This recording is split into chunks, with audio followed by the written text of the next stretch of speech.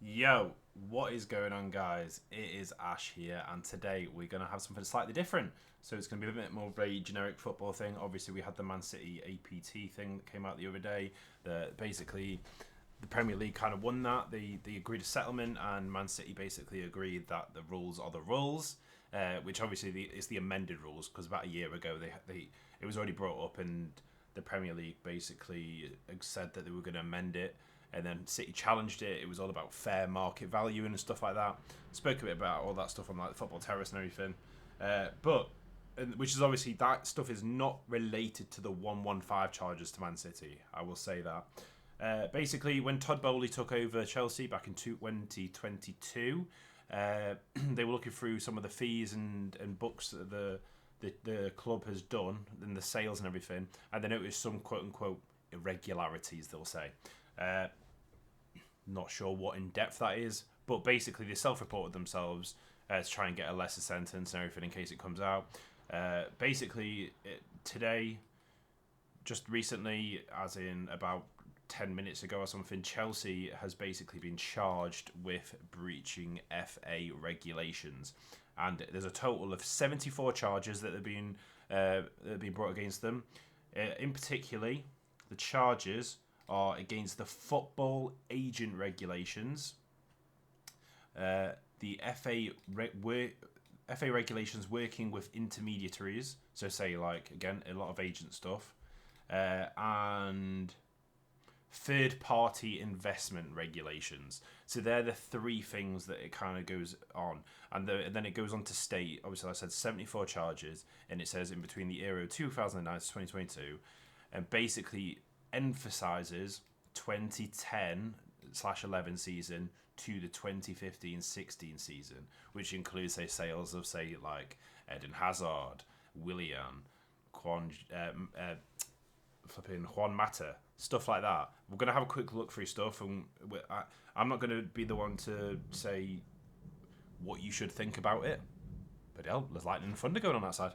But I think it's going to be up to, especially Chelsea fans, to make their own opinion on it. It's going to, like I said, it's going to be very interesting about all this stuff because this has happened, and then following on, you're going to have the Man City stuff. So it's going to be the Premier League for the last 15 years could have a massive black mark on it.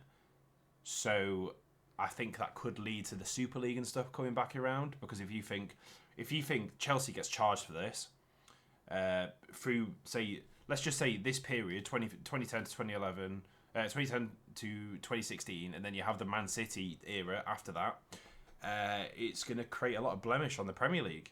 It's going to make a lot of people think, well, what about all these results, which then has a knock-on effect. The Champions League, the Cup, World Cup, League Cups. It's crazy, to be honest. So I'm going to quickly have a look through some of the things that they've been during this period, we'll say. So here you go. So the Premier League, they won the Premier League in the season that we're going to go on about. An easy way to see the Premier League will be something like this here. So I've just highlighted. I'll move this down a bit. I've highlighted all the seasons that we're going to be looking at, and you can see here the finish. So they got first three times in this period that we're looking through. Obviously, you have people like Didier Drogba, Frank Lampard, Eden Hazard, Diego Costa.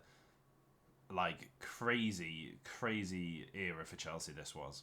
Yeah, like I said, I'm not going to be someone who dictates or say how Chelsea fans should feel because I'm not a Chelsea fan. I can't say how you feel. It's up to you for that. But basically, during this period, as you can see here, is sixth. It had one season where they finished 10th, but basically, nearly every single season they're finishing third or higher. So it was a big part of Chelsea's Premier League history. This, so kind of just quickly go through some of this stuff. I'll do, like I said, I'll do it very quickly, but we'll start off at, say, we'll do the years they're mainly looking at. So 2010, 2011, you got likes of Fernando Torres, David Luiz, Ramirez. They're kind of the biggest ones. And then departures, Carvalho.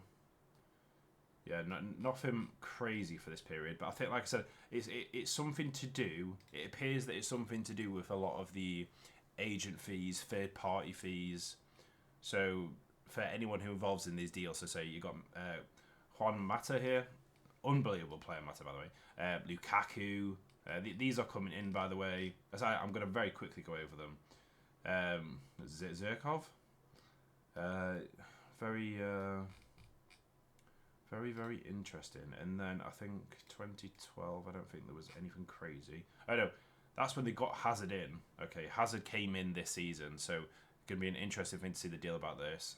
Oscar, wow.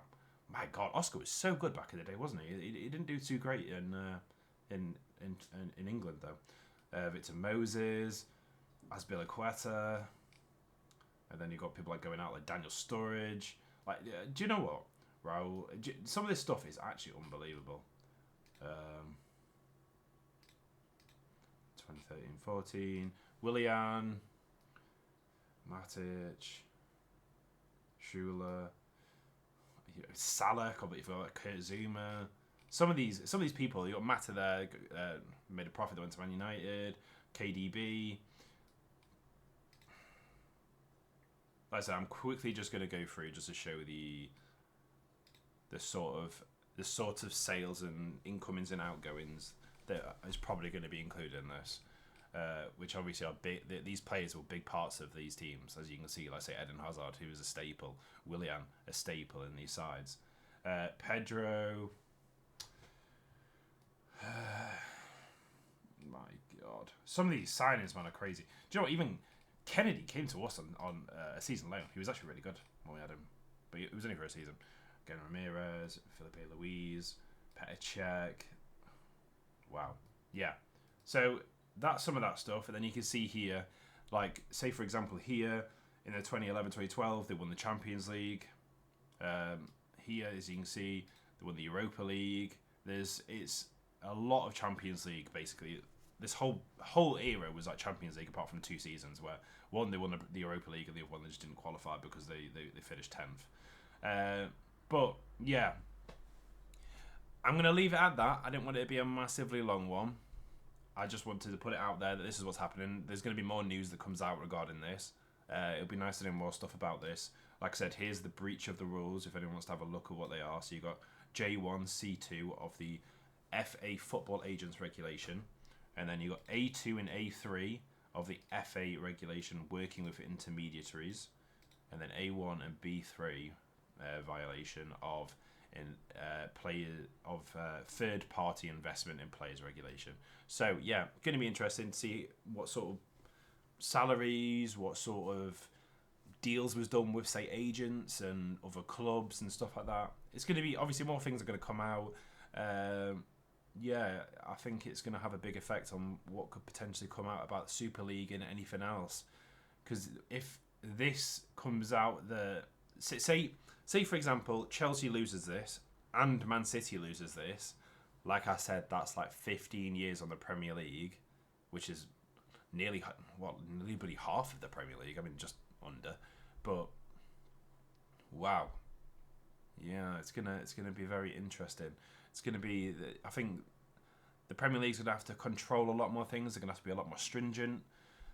Hey, either way, let's see what else comes out, and I would love to know what your thoughts are down below in the comment section. Obviously, drop a follow, drop a subscription, and obviously you'll probably see me on the Football Terrace and stuff, where more stuff about this will come out. Obviously, if more things come out about this, I'll make another video following on. Yeah. Either way, guys, it is, like I said, as you can see, they have Chelsea. I also forgot to say that Chelsea has up to the 19th of September to respond, but I'm presuming they're probably not going to say much because they self-reported themselves, so it's not exactly like this is news to them. There might be some things they might disagree on, but as a whole, they'll probably agree with most of it. Yeah, it's going to be interesting because obviously that was back in the Roman Abramovich era. Obviously, there was some interesting deals that went on about that whole thing. Obviously, Todd Bowley's tried to kind of draw a line underneath it, go from there, be a bit more proper and everything. So it's good, but let's see what happens after Todd Bowley and Clear Lake have come out and said this stuff. But yeah, let's see what Chelsea's reaction is and everything to this. But either way, guys, much love and peace.